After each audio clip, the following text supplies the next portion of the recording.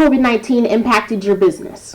Because we're physically shut down, we had to move to a completely virtual model. So everything's via Zoom, programming's that way. And that made it hard because some people don't really want that option. They join a gym because they want to go somewhere. So we had a little bit of kickback from there. But other than that, we've been able to run virtually.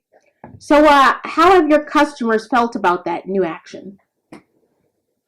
Like I said, it's a little, we have a lot that are just very supportive. The idea of staying together as a community. We've been able to make sure that our times are offered across the board. So we still have a lot of people that have been able to take advantage of it.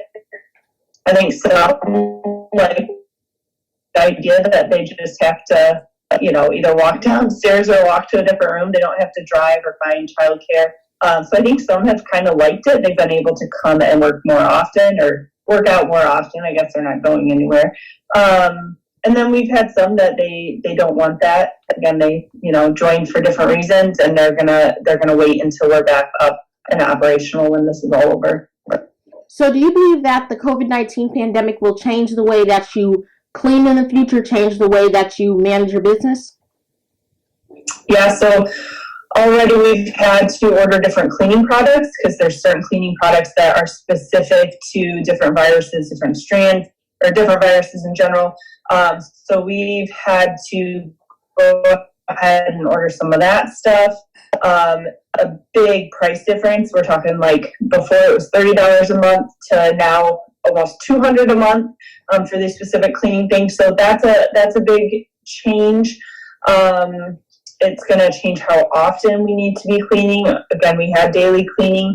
Now it's almost going to need to be like every hour or so cleaning or right after use, that sort of thing. So it's going to change that aspect for a while.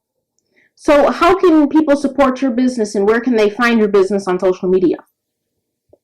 Yeah, so on Instagram, we're Renegade Fitness. Same with Facebook. The website is renegadefitnesstraining.com. We do have some online options that they can still hop in, since some people are still going to be set to where they need to do virtual even when we're open physically. We're still going to keep some of our virtual stuff options open for a couple months, even after if the governor says we can go back to operations, just because we know there's going to be some populations that need to stay home, or maybe due to their other jobs need to stay out of the public. So we're going to continue some of those options to offer them to the community until everybody has a place to go, and they can contact us through the website or social media, and we could get them set up with something. So you operate a gym. So how is operating a gym different than operating in another business during a pandemic? Well, I guess it depends. Each service is a little different. We were lucky enough to where we could go virtually. A lot of restaurants, while they can offer takeout, it's a different experience. You go out to eat for that, atmosphere. And we felt that as a gym, again, people go to a gym because they like to be in a certain atmosphere. They like to be around other people. So we've been similar in those aspects. A lot of your massage therapy and stuff where it's a lot of hands-on, they can't do anything. Or the hair salons, again, they can't do it through Zoom. They can't cut your hair. So I know that we're still, I'm thankful for where we're at in terms of that during this. And then again, other people don't have any options to perform their service. So we're lucky in some aspects, but still we fall into that service category where people sign up for a service, and we can't give them that 100% right now due to circumstances. So what circumstances caused your business to close? So what happened? What took place that made you close your business? So outside of the governor kind of saying gyms and recreational places, just the idea that, you're in close quarters. We're lucky enough our gym, because we're more of a boutique gym, we have some control over the numbers in each session. And moving forward, we'll be able to make sure that we can narrow that even more, spread people out even more.